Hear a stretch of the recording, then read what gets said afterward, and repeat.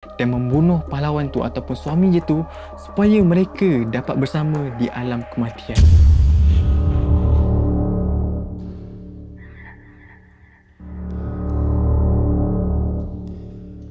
Hai, Assalamualaikum, selamat datang ke Amir Stewie. Okey, kali ni aku nak buat video sambungan daripada video aku yang boleh dikatakan video yang views terbanyak dalam channel ni, iaitu sisi gelap daripada cerita-cerita Disney. Basically, itu adalah cerita asal daripada penulis asal sebelum Disney ambil untuk jadikan diorang punya cerita, untuk ditayangkan untuk budak-budak dan ditukarkan cerita jadi happy ending, ni bla bla bla lah. Dan kali ni aku nak sambung, ada 4 kisah yang aku akan ceritakan macam mana Disney interpret benda tu jadikan cerita kanak-kanak. Sedangkan cerita asal dia adalah cerita yang ngeri, yang gelap, yang dark. So, ini dia. Yang pertama, Pinocchio. Kalau nak ikutkan kisah yang asal, Pinocchio ni adalah seorang budak yang jahat. Tapi sebelum tu aku nak ceritakan versi Disney dulu. Basically, Pinocchio adalah sebuah kartun animasi Disney yang disiarkan pada tahun 1940.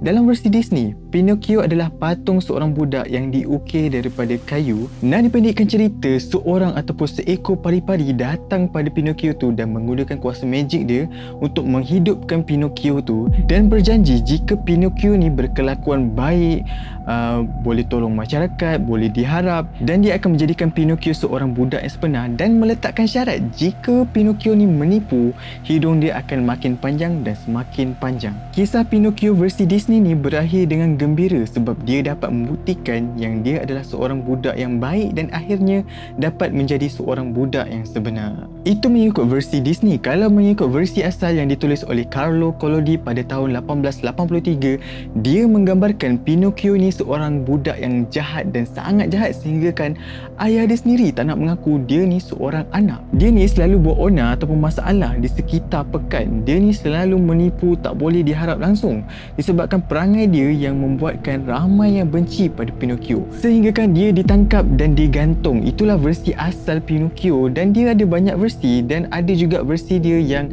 dia ni membunuh ayah dia sendiri. Ya, itulah daripada versi asal Pinocchio yang ditulis oleh Carlo Collodi pada tahun 1883. Pocahontas. Mengikutkan versi asal, Pocahontas ni dijadikan hamba abdi.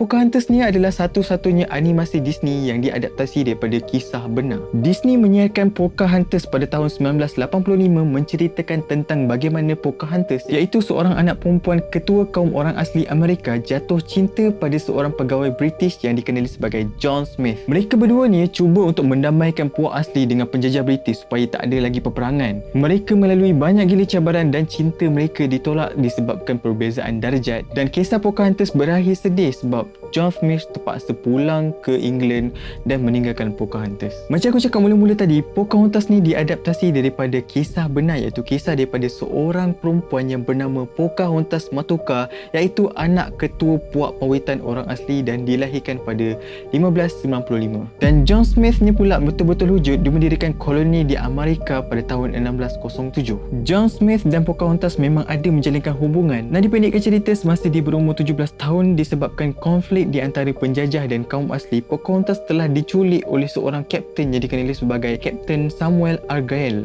dan dibawa ke England untuk dijadikan tahanan. Kenapa? Sebab ayah Pocahontas ada memenjarakan pegawai-pegawai British. So sebagai syarat untuk Pocahontas dilepaskan, ayah Pocahontas kena lepaskan pegawai-pegawai British tu, barulah Pocahontas dilepaskan. Tapi Pocahontas tak pernah dilepaskan, malah dia dirogol berkali-kali dan mengandung dan dia ditukarkan nama kepada Rebecca. Dan Pocahontas dibawa ke satu tempat dengan leher dan tangannya dirantai untuk dijadikan pameran dan dikatakan itu adalah hamba abdi yang datang daripada Amerika yang telah dijinakkan.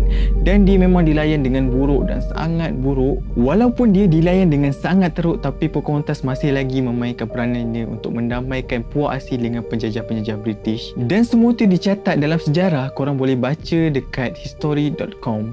Dan kisah Pocahontas ni berakhir tragis kerana dia meninggal dunia pada 1617 disebabkan kena serangan penyakit. So itulah dia kisah Pocahontas yang diadaptasi daripada kisah benar. Korang boleh baca sendiri. So apa pendapat korang? Frozen.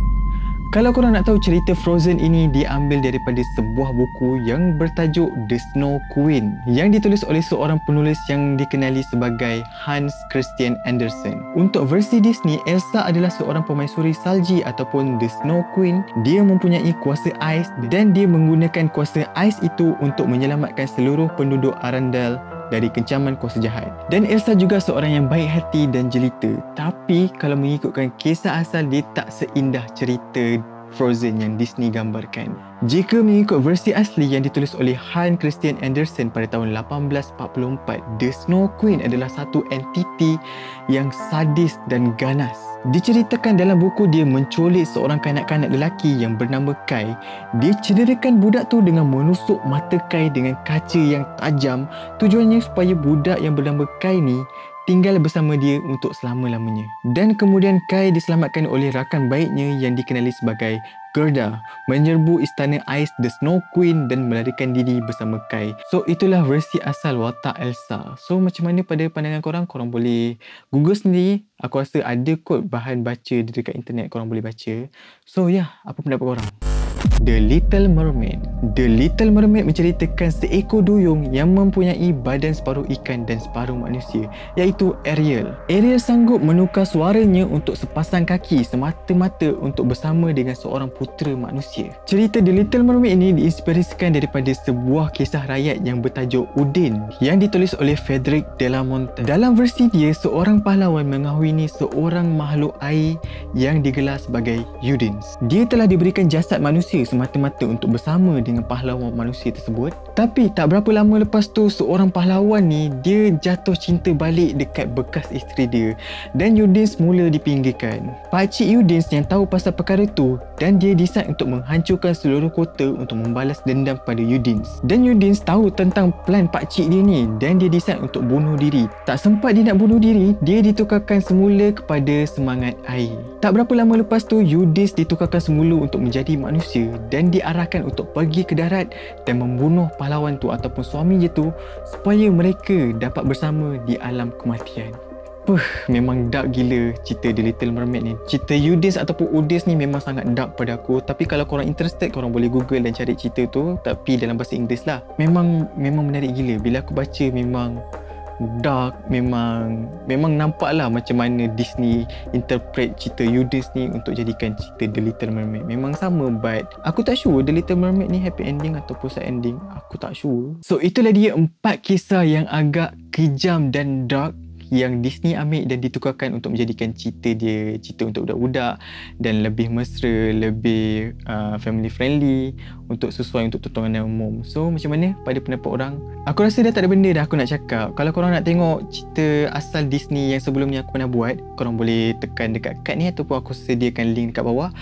And kalau korang nak ada lagi idea-idea untuk aku kupas cerita-cerita yang nak aku kupas, nak aku bahaskan, boleh tinggalkan komen dekat bawah. And pada korang yang baru datang ni, kalau korang suka tag review cerita-cerita seram, fakta menarik, so apa lagi, bolehlah korang tinggalkan like ataupun subscribe dekat channel ni, jadi part of family. And as always, I love you guys. See you in the next video. Bye!